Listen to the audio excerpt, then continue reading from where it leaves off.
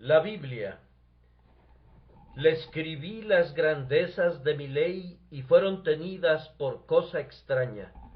Oseas 8:12. Esta es la queja de Dios en contra de Efraín. ¿No es una insignificante prueba de su bondad que él se incline para reprender a sus criaturas descarriadas? Es una grandiosa evidencia de su disposición llena de gracia que incline su cabeza para observar los asuntos de la tierra.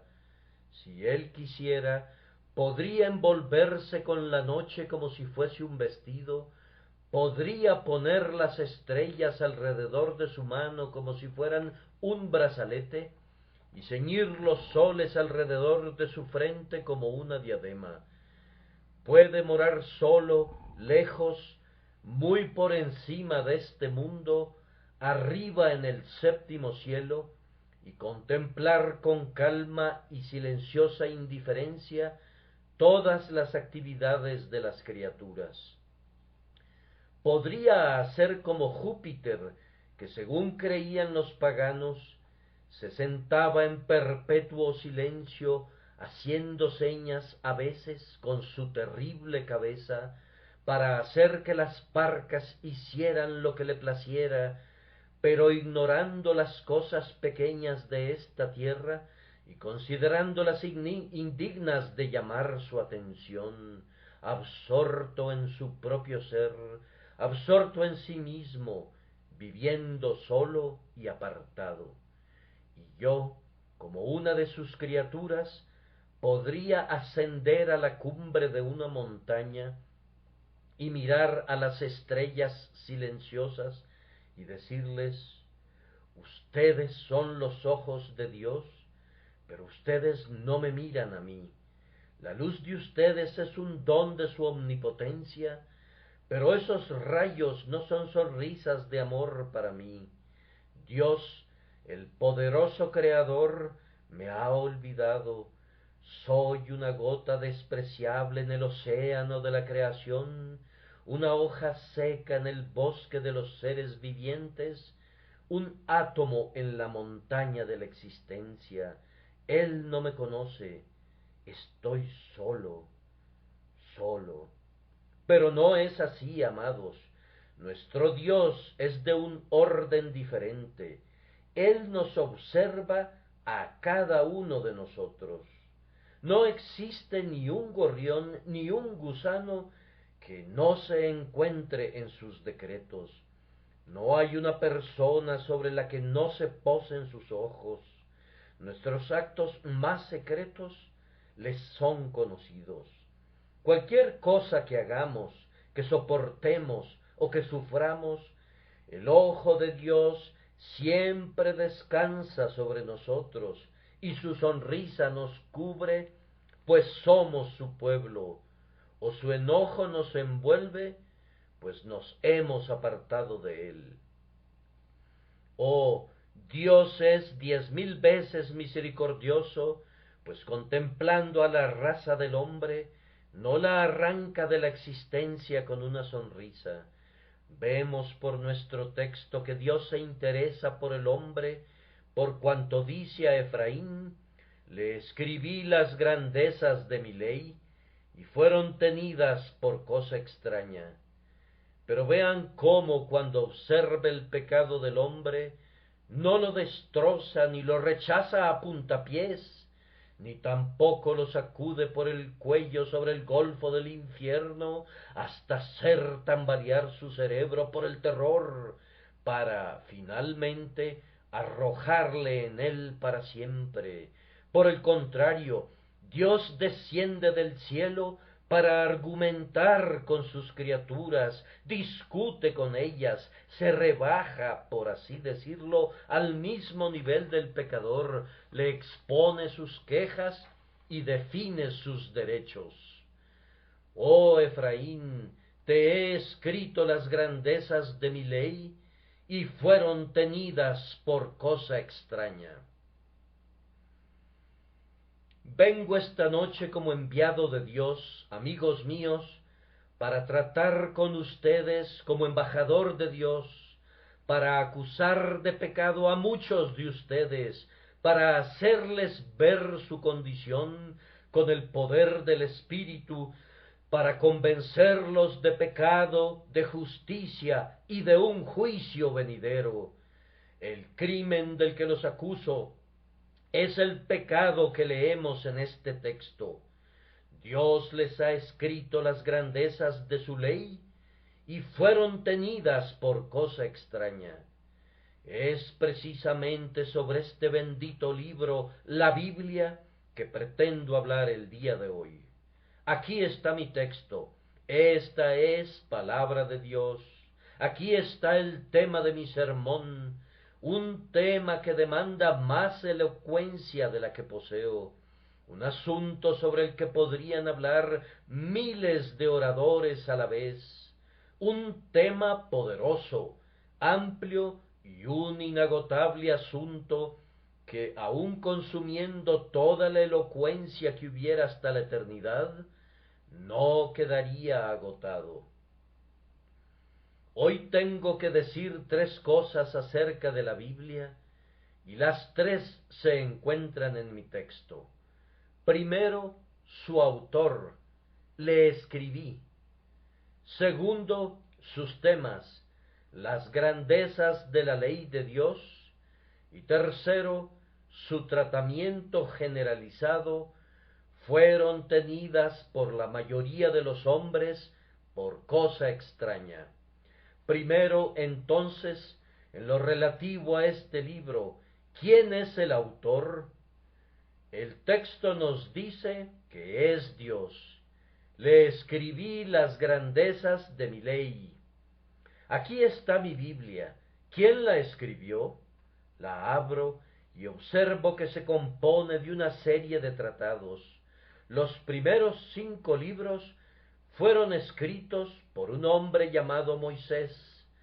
Paso las páginas y veo que hay otros escritores tales como David y Salomón. Aquí leo a Miqueas, luego a Amós, luego a Oseas. Prosigo hacia adelante y llego a las luminosas páginas del Nuevo Testamento y veo a Mateo, Marcos, Lucas y Juan, Pedro, Pablo, Santiago y otros. Pero cuando cierro el libro me pregunto, ¿quién es su autor? ¿Pueden estos hombres en conjunto atribuirse la paternidad de este libro? ¿Son ellos realmente los autores de este extenso volumen? ¿Se dividen entre todos ellos el honor? Nuestra santa religión responde, no. Este volumen es la escritura del Dios viviente. Cada letra fue escrita por un dedo todopoderoso. Cada palabra salió de los labios eternos. Cada frase fue dictada por el Espíritu Santo. Aunque Moisés fue usado para escribir sus historias con su ardiente pluma, Dios guió esa pluma. Puede ser que David tocara su arpa haciendo que dulces y melodiosos salmos brotasen de sus dedos, pero Dios movía sus manos sobre las cuerdas vivas de su arpa de oro.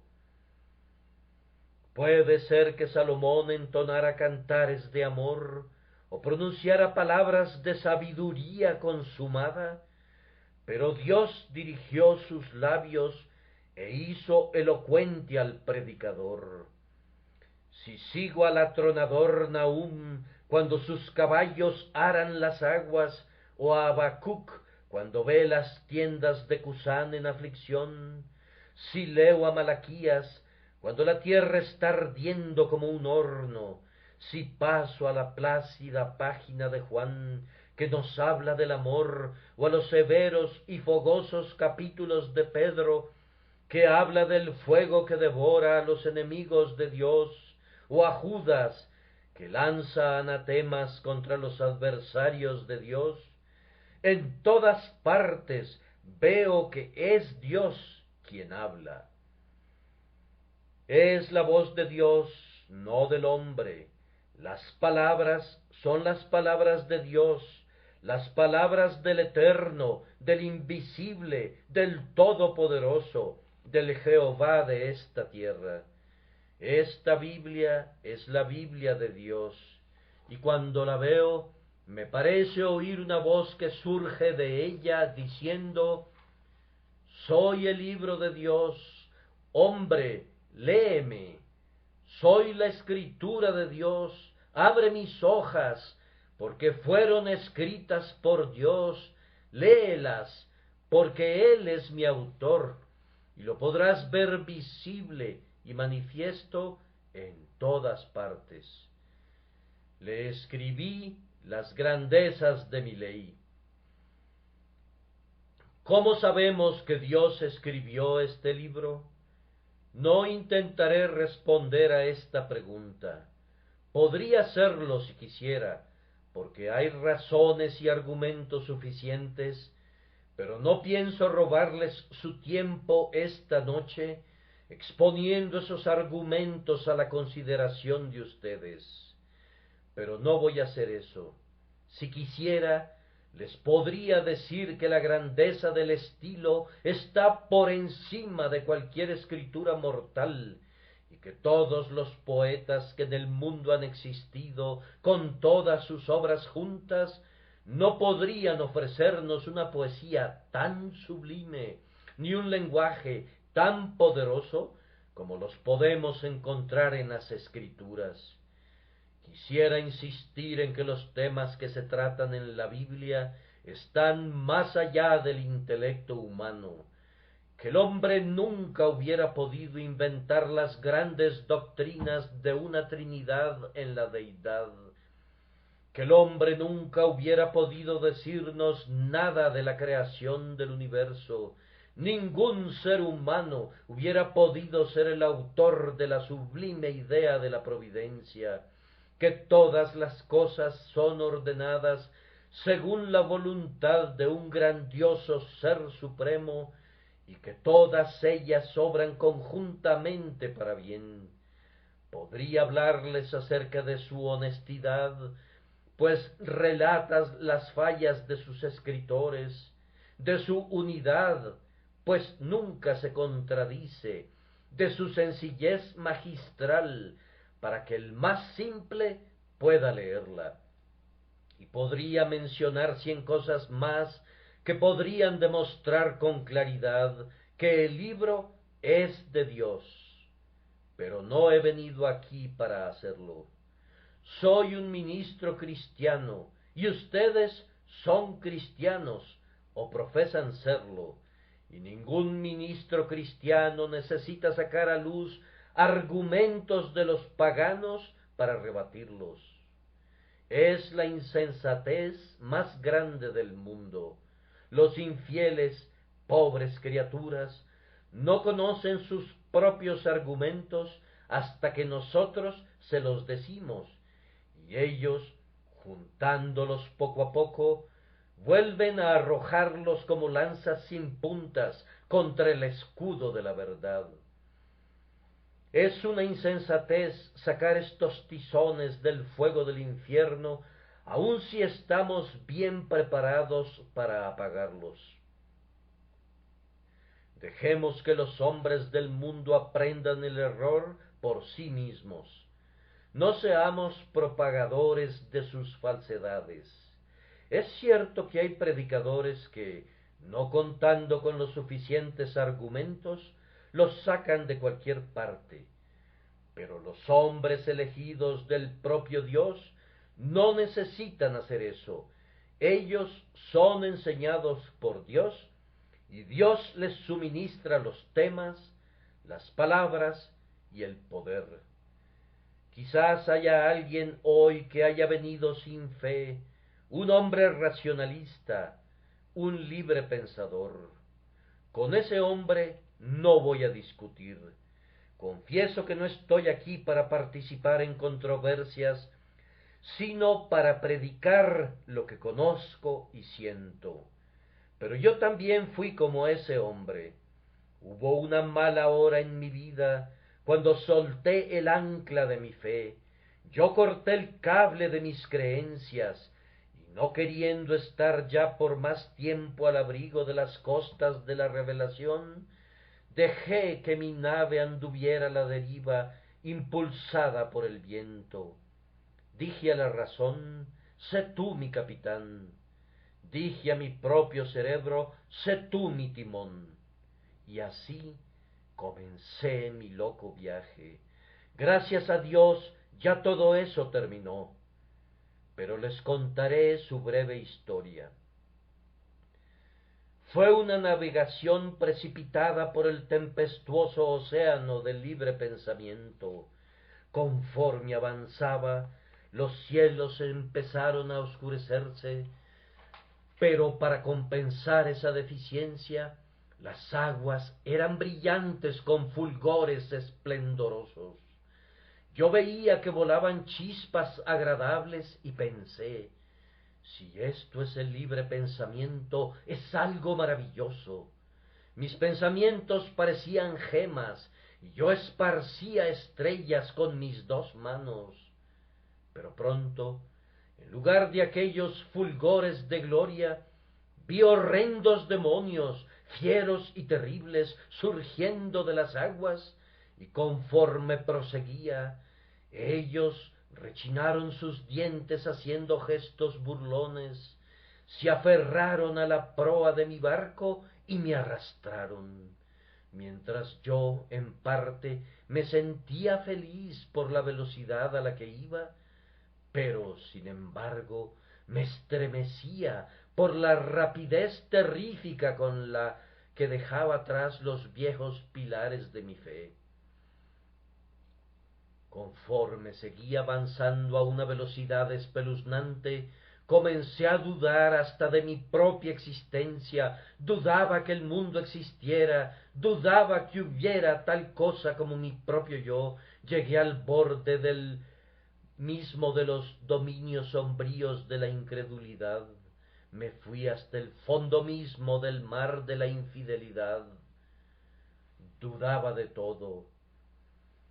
Pero aquí Satanás se engañó a sí mismo, porque la propia extravagancia de las dudas me demostró lo absurdo de ellas.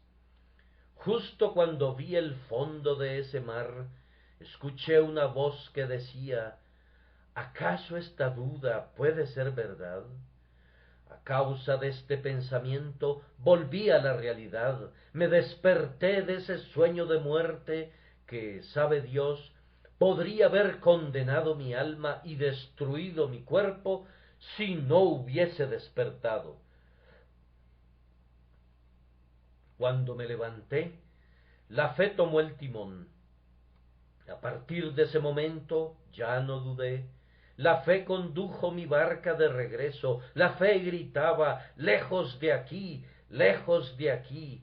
Arrojé mi ancla en el Calvario, alcé mis ojos a Dios, y heme aquí vivo y fuera del infierno. Por tanto, yo digo lo que sé. He navegado en ese peligroso viaje, he regresado a puerto sano y salvo. Pídanme que sea otra vez un incrédulo. No, ya lo probé. Fue dulce al principio, pero amargo después.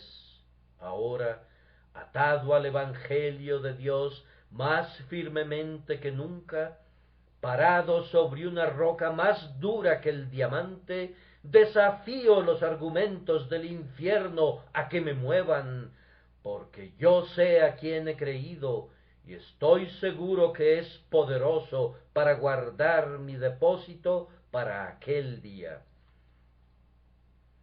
Pero no voy a refutar ni a argumentar esta noche.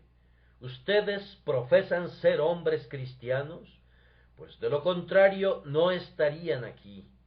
Aunque la profesión de ustedes bien puede ser falsa, lo que ustedes dicen ser puede ser exactamente lo contrario de lo que realmente son. Pero aun así, yo supongo que todos ustedes admiten que esta es la palabra de Dios. Voy a compartir un par de pensamientos al respecto. Le escribí las grandezas de mi ley. Primero, amigos míos, examinen este volumen y admiren su autoridad. Este no es un libro común.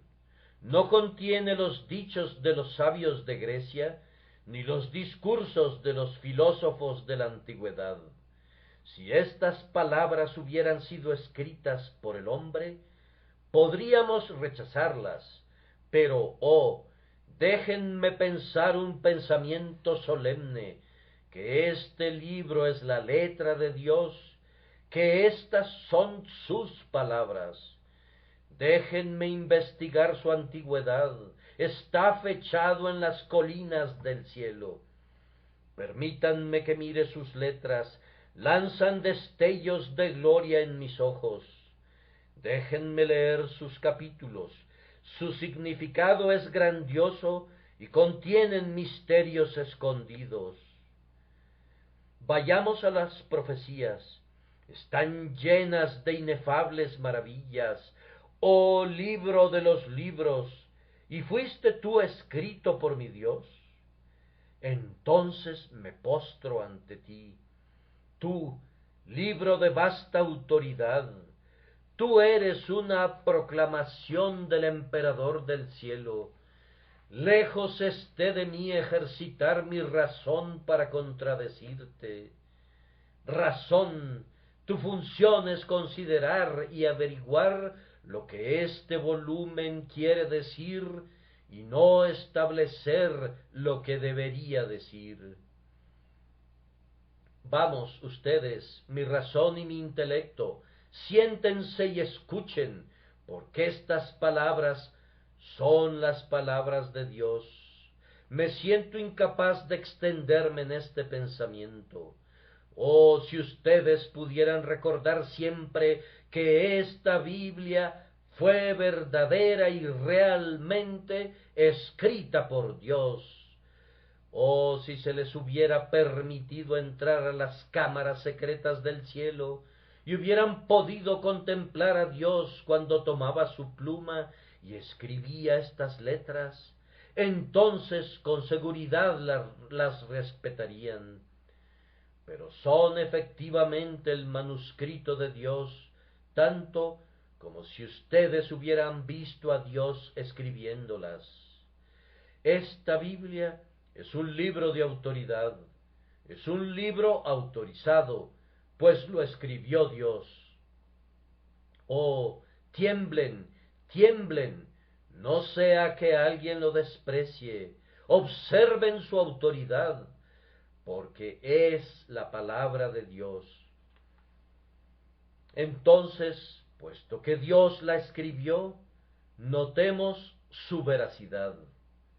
Si yo la hubiera escrito, habría críticos gusanos que de inmediato la atropellarían y la cubrirían con sus larvas malvadas.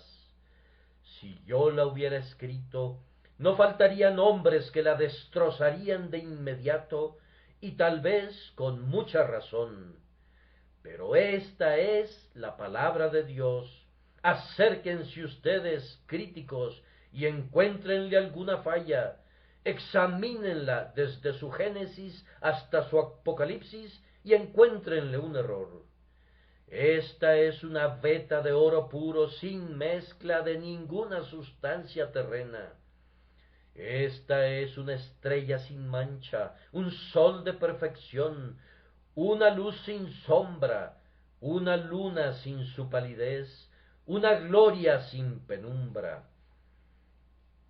Oh Biblia, no se puede decir de ningún otro libro que sea perfecto y puro, pero nosotros podemos declarar de ti que toda la sabiduría se encuentra encerrada en ti, y no hay ninguna partícula de insensatez.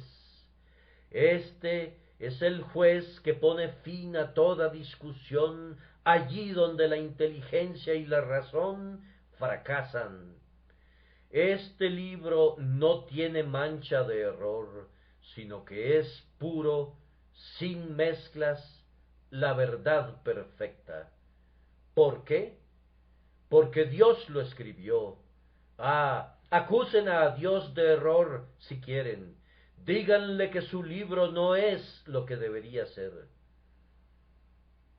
He oído de hombres llenos de orgullo y falsa modestia, a quienes les gustaría alterar la Biblia, y casi me ruborizo al decirlo, he oído a algunos ministros que han alterado la Biblia de Dios porque le tenían miedo. Nunca han oído decir: el que creyere y fuere bautizado será salvo, mas el que no creyere, ¿qué dice la Escritura? ¿Será condenado? Pero sucede que esto es algo rudo, por lo tanto ellos dicen: será desaprobado. Caballeros, eliminen el terciopelo de sus bocas y prediquen la palabra de Dios. No necesitamos ninguna de sus alteraciones. He escuchado a personas que, orando, en vez de decir: hacer firme vuestra vocación y elección, dicen: hacer firme vuestra vocación y salvación. Es una lástima que no hubieran nacido cuando Dios moraba en los tiempos remotos, hace mucho, mucho tiempo, para que hubieran podido enseñarle a Dios cómo escribir. Oh, deshonestidad más allá de todo límite. Oh, orgullo desmedido, tratar de dictar al sabio de los sabios, de enseñar al omnisciente y de instruir al eterno. Es extraño que haya hombres tan viles que usen el cortaplumas de escriba de Joacim para mutilar pasajes de la palabra, porque tienen mal sabor. Oh, ustedes que sienten aversión por ciertas porciones de la Santa Escritura, tengan la certeza que su gusto es corrompido y que la voluntad de Dios no se sujeta a la pobre opinión de ustedes. Tu desaprobación es precisamente la razón por la que Dios la escribió, porque no se debe acomodar a ti, ni tienes derecho a ser complacido. Dios escribió lo que a ti no te gusta, escribió la verdad.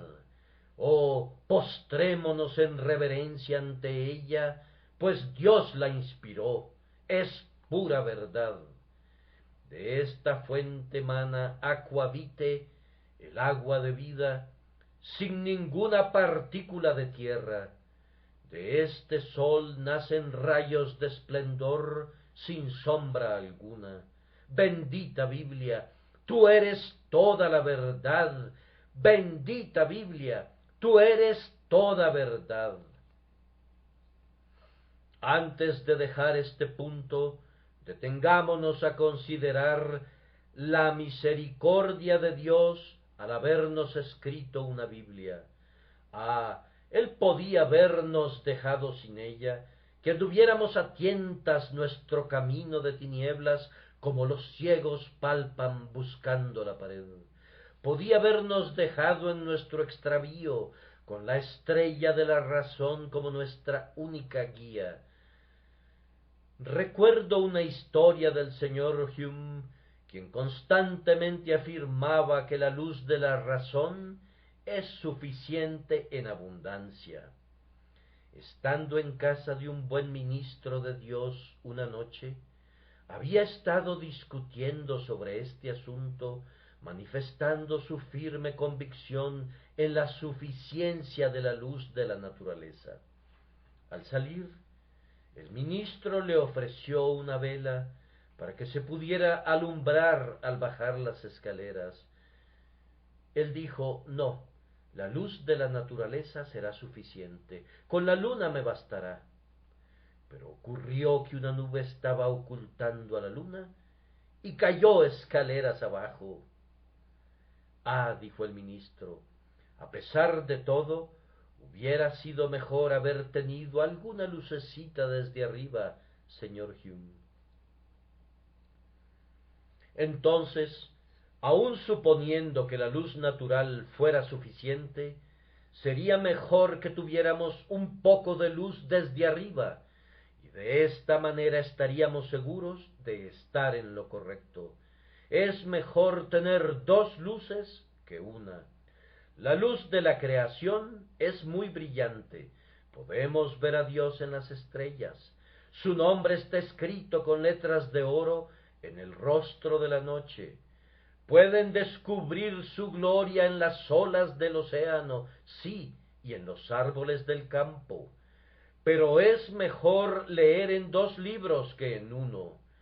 Le encontrarán aquí más claramente revelado, porque Él mismo ha escrito este libro y nos ha dado la clave para entenderlo si ustedes tienen al Espíritu Santo. Amados hermanos, demos gracias a Dios por esta Biblia, amémosla y considerémosla más preciosa que el oro más fino. Una observación más antes de pasar al segundo punto. Si esta es la palabra de Dios, ¿qué será de algunos de ustedes que no la han leído durante todo el último mes? ¿Un mes, dice usted? Yo no la he leído durante todo este último año. Ay, y muchos de ustedes no la han leído nunca. La mayoría de la gente trata la Biblia muy cortésmente. Tienen una edición de bolsillo bellamente encuadernada, la envuelven en un pañuelo blanco y así la llevan al lugar del culto. Cuando regresan a casa, la guardan en un cajón hasta el siguiente domingo por la mañana. Entonces la vuelven a sacar para un paseo y la llevan a la capilla. Todo cuanto la pobre Biblia recibe es este paseo dominical. Ese es su estilo de entretener a este mensajero celestial. Hay suficiente polvo sobre algunas de las Biblias de ustedes como para escribir condenación con sus propios dedos. Muchos de ustedes ni siquiera la han hojeado desde hace mucho tiempo. ¿Y qué piensan? Les digo palabras duras, pero son palabras verdaderas. ¿Qué dirá Dios finalmente? Cuando vayan a su presencia, Él preguntará, ¿leíste mi Biblia? No. Te escribí una carta de misericordia. ¿La leíste? No. Rebelde, te envié una carta invitándote a venir. ¿La leíste alguna vez? Señor, nunca rompí el sello. Siempre la guardé bien cerrada. Desdichado, dice Dios, entonces tú mereces el infierno. Si te envié una epístola de amor y ni siquiera quisiste romper el sello, ¿qué haré contigo? Oh, no permitan que eso les suceda a ustedes. Sean lectores de la Biblia, sean escudriñadores de la Biblia. Nuestro segundo punto es los temas de los que trata la Biblia. Las palabras del texto son estas: le escribí las grandezas de mi ley. La Biblia habla de grandes cosas y solamente de grandes cosas. No hay nada en esta Biblia que no sea importante. Cada versículo contiene un solemne significado y si todavía no lo hemos encontrado, esperamos hacerlo. Ustedes han visto a las momias cubiertas de vendas. Bien, la Biblia de Dios es algo parecido.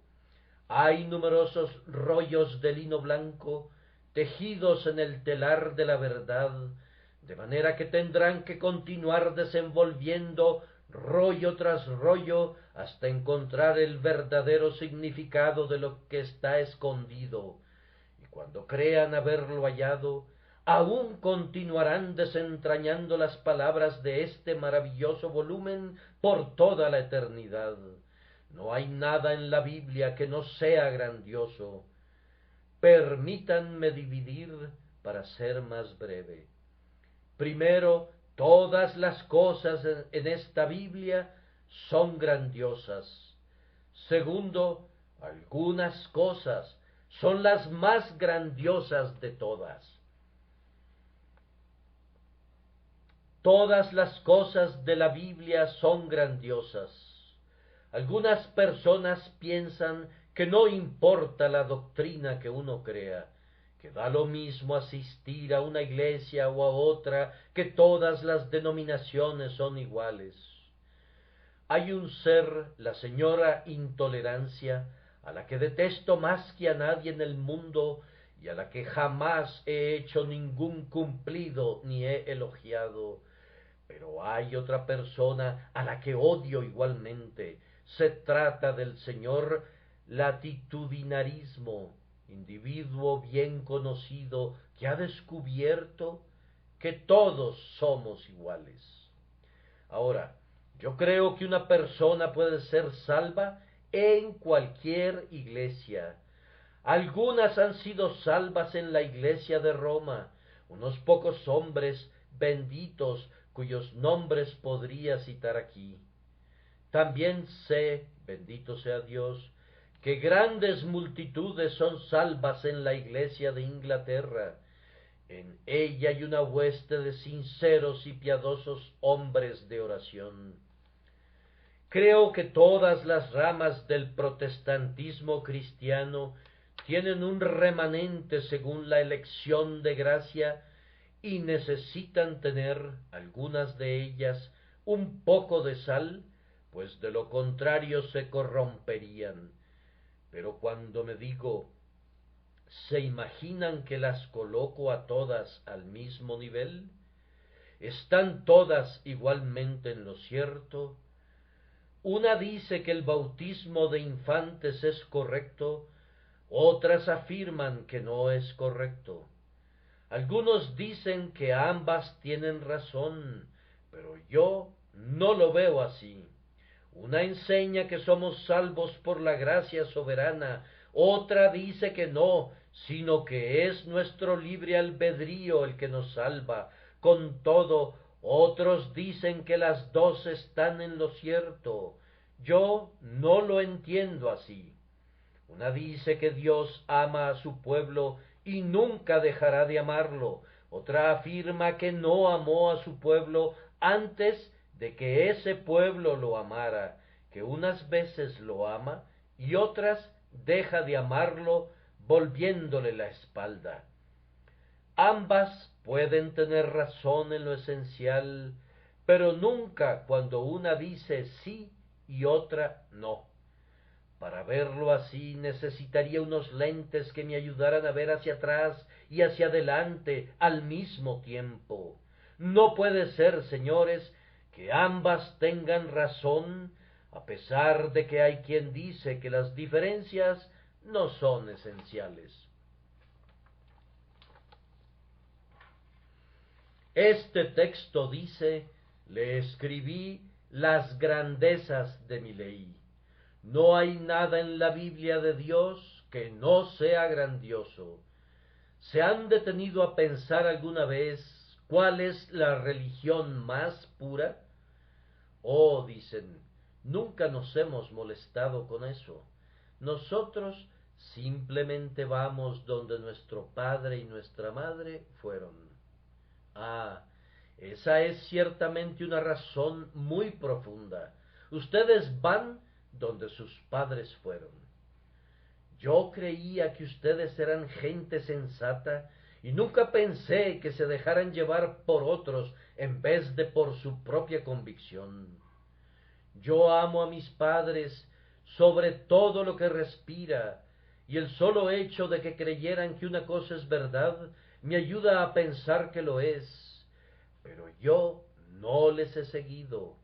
Pertenezco a una denominación diferente y doy gracias a Dios por ello.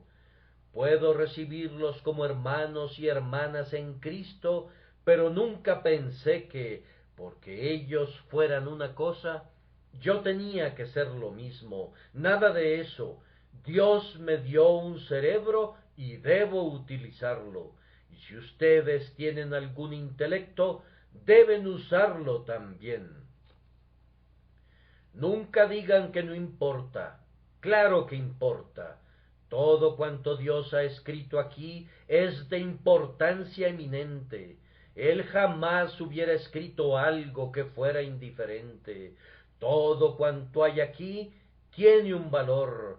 Por lo tanto, escudriñen todos los temas, prueben todo por la palabra de Dios. No tengo ninguna objeción en que lo que yo predique sea aprobado por este libro. Denme solamente un auditorio imparcial y ningún favor especial y este libro, y si digo algo contrario a él, voy a retractarme de eso el domingo siguiente. Por esto me mantengo firme o caigo. Busquen y miren, pero nunca digan no importa. Cuando Dios dice algo, siempre es de importancia. Pero aunque todas las cosas en la palabra de Dios son importantes, no todo es importante en la misma medida. Hay ciertas verdades vitales y fundamentales que deben ser creídas, o de lo contrario el hombre no podría ser salvo.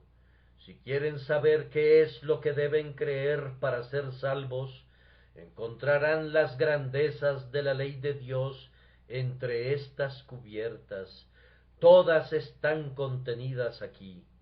Como compendio o resumen de las grandezas de la ley, recuerdo lo que dijo una vez un viejo amigo mío: predica las 3 R's y Dios siempre te bendecirá. Yo pregunté: ¿qué son las 3 R's? Y él me respondió: ruina, redención y regeneración. Estas 3 cosas contienen la esencia y el todo de la teología. R de ruina. Todos fuimos arruinados en la caída, todos nos perdimos cuando Adán pecó, y todos estamos arruinados por nuestras propias transgresiones. Todos estamos arruinados por nuestros corazones perversos, por nuestros malos deseos, y todos estaremos arruinados a menos que la gracia nos salve. Luego está la segunda R de redención. Somos redimidos por la sangre de Cristo, un cordero sin mancha ni contaminación. Somos rescatados por su poder, somos redimidos por sus méritos y rescatados por su fuerza. A continuación tenemos la R de regeneración. Si queremos ser perdonados, tenemos también que ser regenerados, porque nadie puede ser partícipe de la redención sin ser regenerado. Podemos ser tan buenos como queramos y servir a Dios según lo imaginemos, según queramos. Pero si no hemos sido regenerados, si no tenemos un corazón nuevo, si no nacemos de nuevo, todavía estamos en la primera R, esto es, en la ruina. Esto es un pequeño resumen del Evangelio, pero creo que hay otro mejor en los 5 puntos del calvinismo. Elección conforme al conocimiento previo de Dios, la natural depravación y pecaminosidad del hombre, la redención particular por la sangre de Cristo, el llamamiento eficaz por el poder del Espíritu y la perseverancia final por el poder de Dios. Para ser salvos debemos creer estos 5 puntos, pero no me gustaría escribir un credo como el de Atanasio, que empieza así: todo aquel que quiera ser salvo deberá creer en primer lugar la fe católica, la cual es esta. Al llegar a este punto tendría que detenerme, porque no sabría cómo continuar. Sostengo la fe católica de la Biblia, toda la Biblia y nada más que la Biblia. No me corresponde redactar credos, sino que les suplico que escudriñen las Escrituras, porque ellas son la palabra de vida. Dios dice: le escribí las grandezas de mi ley. ¿Dudan de su grandeza? ¿Creen que no son dignas de la atención de ustedes?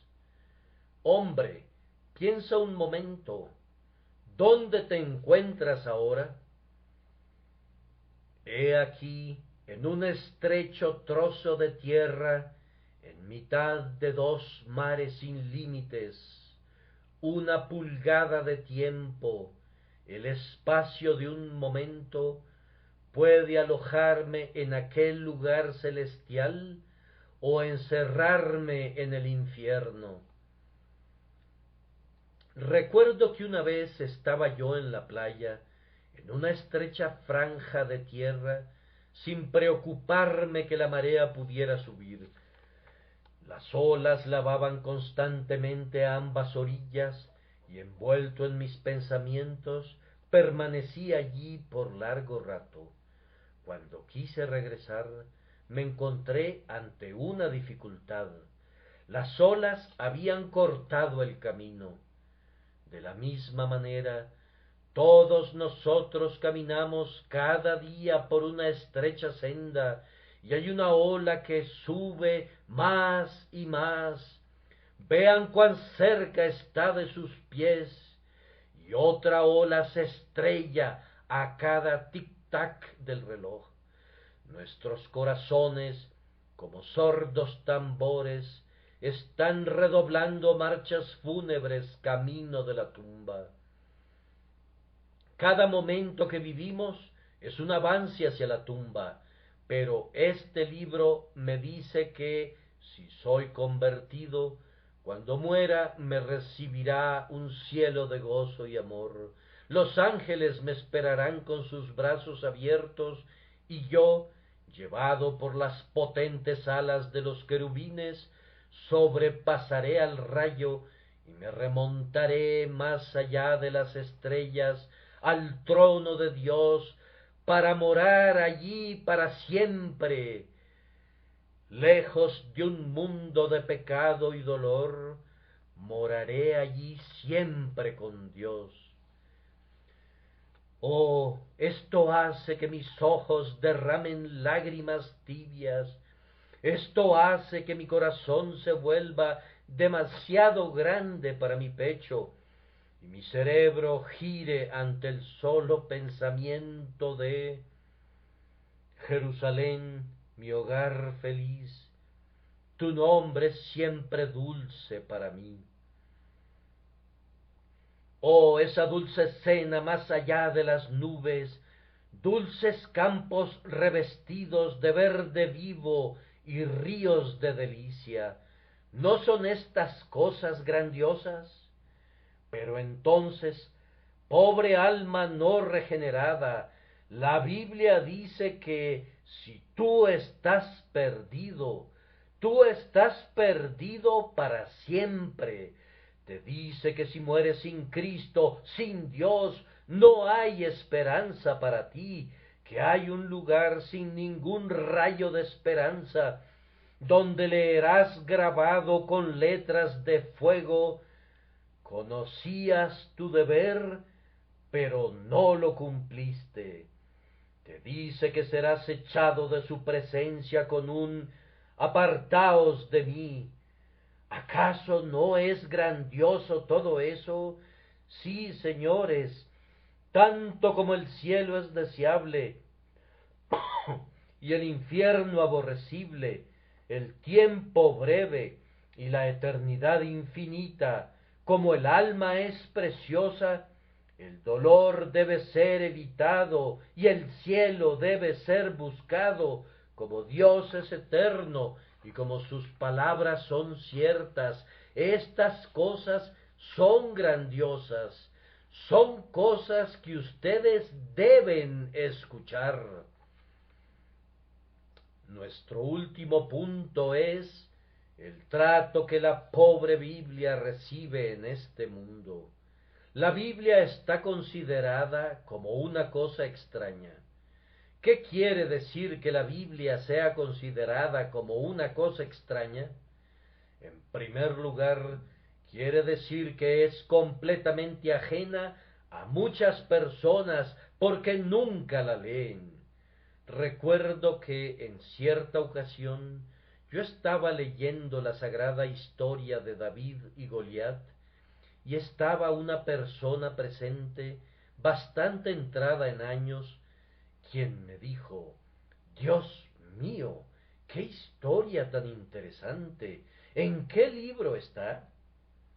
También me viene a la memoria otra persona que, hablando conmigo en privado, yo le hablé acerca de su alma, y ella me dijo cuán profundo era su sentimiento, ya que tenía enormes deseos de servir al Señor, pero encontraba otra ley en sus miembros. Yo abrí la Biblia en Romanos y le leí: porque no hago el bien que quiero, sino el mal que no quiero, eso hago. ¿Está eso en la Biblia?, preguntó ella.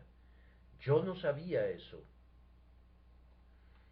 No la culpé por su falta de interés en la Biblia hasta ese momento, pero me parecía difícil encontrar personas que no supieran absolutamente nada acerca de tal pasaje. Ah, ustedes saben más acerca de los libros de contabilidad de sus negocios que de la Biblia, más acerca de los diarios de sus vidas que de lo que Dios ha escrito. Muchos de ustedes pueden leer una novela de principio a fin. ¿Y qué provecho sacan de eso? Un bocado de pura espuma al haberla terminado. Pero no pueden leer la Biblia. Este manjar sólido, perdurable, sustancioso y que satisface, permanece sin ser probado, guardado en la alacena del abandono, mientras que todo cuanto escribe el hombre, el plato del día, es devorado con avidez. Le escribí las grandezas de mi ley y fueron tenidas por cosa extraña. Ustedes nunca la han leído. Tengo esa dura acusación contra ustedes. Tal vez ustedes responden que no debo culparlos por una cosa así, pero siempre pienso que más vale tener una peor opinión de ustedes que una opinión demasiado buena. Los culpo de esto. Ustedes no leen su Biblia. Algunos de ustedes nunca la han leído completa y su corazón les dice que lo que estoy diciendo es verdad. No son lectores de la Biblia. Ustedes afirman que tienen una Biblia en la casa. ¿Acaso pienso que son tan paganos que no tienen una Biblia en la casa? Pero, ¿cuándo fue la última vez que la leyeron? ¿Cómo saben que los lentes que perdieron hace 3 años no están en el mismo cajón que la Biblia? Muchos de ustedes no han leído ni una sola página desde hace mucho tiempo, y Dios podría decirles: le escribí las grandezas de mi ley, y fueron tenidas por cosa extraña. Hay otros que leen la Biblia, pero cuando la leen dicen que es terriblemente árida. Aquel joven que está allá Opina que es muy aburrida, esa es la palabra que usa. Él nos cuenta, mi madre me dijo, cuando vayas a la ciudad, lee un capítulo cada día. Y yo se lo prometí para complacerla. Ojalá no lo hubiera hecho. No leí ningún capítulo ni ayer ni anteayer. Estuve muy ocupado, no pude evitarlo. Tú no amas la Biblia, ¿verdad? No, no encuentro en ella nada interesante. Ah, eso es lo que yo pensaba también. No hace mucho tiempo yo no podía ver nada en ella. ¿Sabes por qué? Porque los ciegos no pueden ver. Pero cuando el Espíritu tocó las escamas de mis ojos, éstas se cayeron, y cuando Él pone colirio en los ojos, entonces la Biblia se vuelve preciosa. Recuerdo a un ministro que fue un día a visitar a una señora ya anciana y se propuso llevarle el consuelo de algunas de las preciosas promesas de la palabra de Dios. Buscando, encontró en la Biblia de la señora, escrito al margen, una P, y preguntó, ¿qué significa esto? Esto quiere decir preciosa, señor. Poco más adelante descubrió una P y una E escritas juntas, y le volvió a preguntar su significado, y ella le respondió, esto quiere decir probada y experimentada, porque yo la he probado y la he experimentado. Si ustedes han probado y experimentado la palabra de Dios, si es preciosa para sus almas, entonces ustedes son cristianos. Pero esas personas que desprecian la Biblia no tienen parte ni suerte en este asunto. Si les parece árida, ustedes estarán áridos al fin en el infierno. Si no la estiman como algo mejor que su alimento diario necesario, no hay ninguna esperanza para ustedes porque carecen de la evidencia más grande de su cristianismo. Pero lo peor está por venir. Hay personas que odian la Biblia y también la desprecian. ¿Acaso tenemos algunas de esas personas aquí? Algunos se habrán dicho, vayamos y oigamos lo que tiene que decirnos ese joven predicador. Pues bien, esto es lo que tiene que decirles. Mirad, oh menospreciadores, y asombraos y desapareced. Esto es lo que tiene que decirles, los malos serán trasladados al Seol, todas las gentes que se olvidan de Dios. Y también tiene que decirles esto, en los postreros días vendrán burladores, andando según sus propias concupiscencias. Pero aún más les dice hoy que si quieren ser salvos, deben encontrar la salvación aquí. Por lo tanto, no menosprecien la Biblia, escudriñenla, léanla, vengan a ella. Ten la seguridad, oh burlador, que tus carcajadas no pueden alterar la verdad, ni tus burlas te pueden librar de la condenación inevitable. Aunque en tu dureza hicieras un pacto con la muerte y firmaras un tratado con el infierno, aun así la veloz justicia te alcanzará y la poderosa venganza te derribará. En vano te burlas y te mofas, pues las verdades eternas son más poderosas que todos tus sofismas. Tus ingeniosos dichos no pueden alterar la verdad divina de una sola palabra de este volumen de revelación. ¿O por qué altercan con su mejor amigo y maltratan a su único refugio? Aún hay esperanza para el burlador, esperanza en las venas del Salvador, esperanza en la misericordia del Padre, esperanza en la obra omnipotente del Espíritu Santo. Una palabra más y terminaré. Mi amigo, el filósofo, dice que está muy bien que yo exhorte a la gente a leer la Biblia, pero que hay otras muchas ciencias grandiosas más interesantes y útiles que la teología. Muy agradecido, señor, por su opinión. ¿A qué ciencia se refiere usted? ¿A la ciencia de disecar escarabajos y coleccionar mariposas?